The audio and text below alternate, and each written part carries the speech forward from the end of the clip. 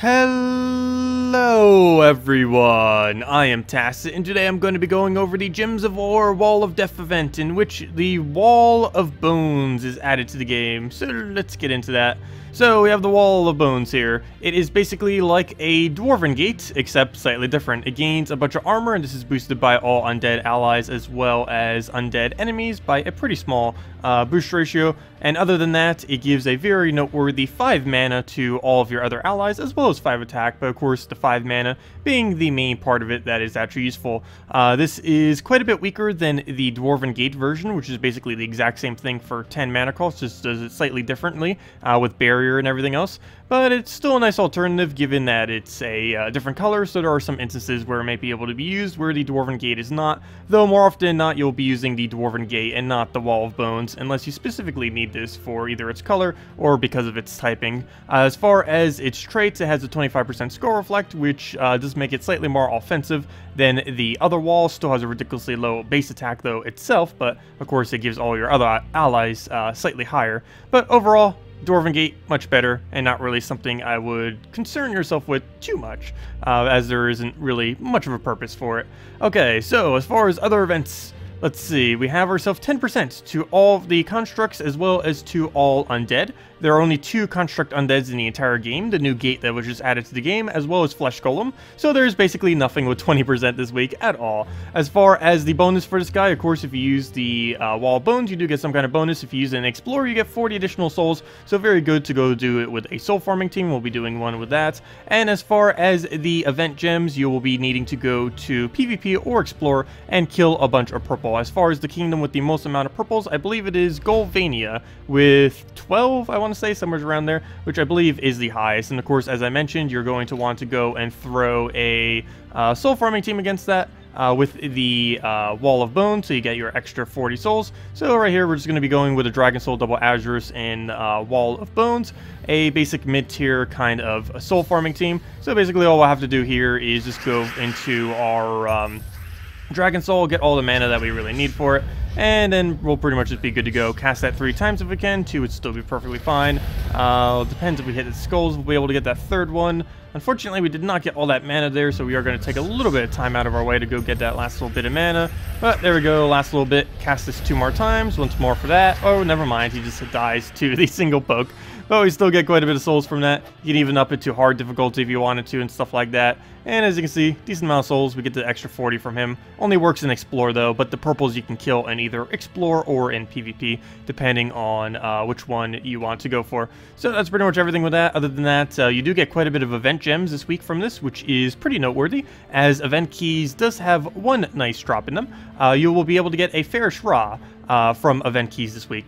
Pharos-Ra, well, basically 3 drops in here. There's Bone Dragon, which is a little bit of skulls. There's Keeper of Souls, which is one of the more controlled options for skulls within the game. And then there's Pharos-Ra. Pharos-Ra is really good for soul gaining and is generally highly advised to get as one of the better troops in the game, simply because it has such a gigantic gain to the amount of souls you can do. Let me actually go to the Soul Forge, because not only is he available on event keys, he is also available in the Soul Forge. So kind of interesting that he's available in both. He's basically the only thing actually in the Soul Forge this week that's really worth crafting, and yeah, he is here. So basically why he's so sought after is mainly his 150% soul gain. This is 100% higher than the 50% that you would normally have on any kind of trip, which is quite substantially high. It's basically like having 3 necromancies on your team all in one single troop, and it does stack. So if you have 2 or 3 of them, they would all stack on top of each other. So very, very huge bonuses you can get. Saves you a lot of time if you're going for full completion in leveling everything completely, as well as if you're intending to get yourself a Dawnbringer, which costs 1.3 million souls total.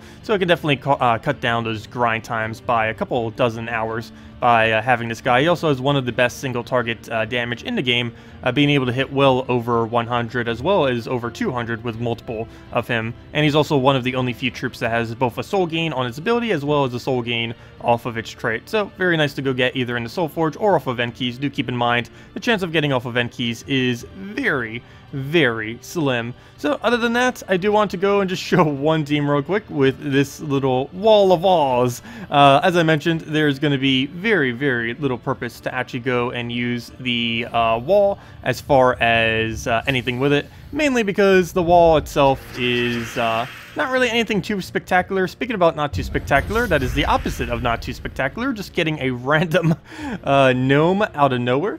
And after this, we'll go show the team that we're going to be using for raids this week. Of course, we might be changing it up a little bit as far as what we use for raids, but should end up working out okay. So as you see here, I am going with a weird double gate team, just because I figured why not. They're both the exact same theme of troops, so it kind of does work out. I was messing with this a little bit, and yeah, it does what it needs to do, that is for sure. So I'll go get the road breaker down. Of course, if you don't have Road Breaker, you can go replace that out with a Yagway. If you don't have Yagway, you could also go with a Ketris, or really any good red, green that you have laying around would all be sufficient. So basically what we just keep doing is keep armoring up with the Dwarven Gate just to make sure we don't die. One other noteworthy thing is even through Barrier, you still do 25% Reflect. While you don't take any damage, they still do, so that's a pretty nice factor on it. It does indeed get that little dragon there, so we'll have to deal with that. This will probably not be enough to go and kill it out, but my main objective is go kill out to that dwarf, because we definitely want to go get that down, that is for sure. Good, he even blocks it on red, so that's actually a really good transform that he got there as far as for us. But yeah, we'll go barrier that up again, might as well. That thing is never going to die. That's like the safest third slot ever. We'll go get that down, and we'll just need one more blow to kill it out. At this point, we don't even really need the other gate. We might as well just go straight into the explosion, get the last bit of mana we need. Of course, we are one off, which is actually unfortunate because now he's submerged and we have no way of killing him. Good job. Okay, well, we need to go find a skull to go get that then, or we could just go and kill it out with these skulls on the board. I guess that'll be efficient enough, and he doesn't get the other dragon summon, so there we go. And we got 6,000 gold from the gnome, which is barely anything at all, but there we go. Anyways, let's go and head over to the raids, which I did just forget to go over. But yes, skilled raid boss. If we go into raids, this is what we're going to be using. I obviously haven't gotten to test it yet, though with how few options there aren't really too many other options. So what I'm basically going to be going with is, I was thinking it over and I just kind of went, okay, let's just go double Bastite Priestess. This troop in 99.9% of situations is completely 100% useless, though for this one raid, it can finally be useful for something. So Bastite Priestess, probably a troop no one has ever used ever. Transforms all greens to purple, and then if the ally is death marked, it then also converts all the yellows over. What's pretty nice is there tends to be quite a bit of undead within raids, and even if there isn't, we'll still be able to go and utilize that magic link. Magic Link is going to be particularly useful because we will be able to use 2 of these to go get ourselves our Mortera up a little bit quicker, and with that we'll be able to go and get, well, just quicker 3 times, 4 times, or 5 times damages. It's also noteworthy this time around that she does a summon of a undead.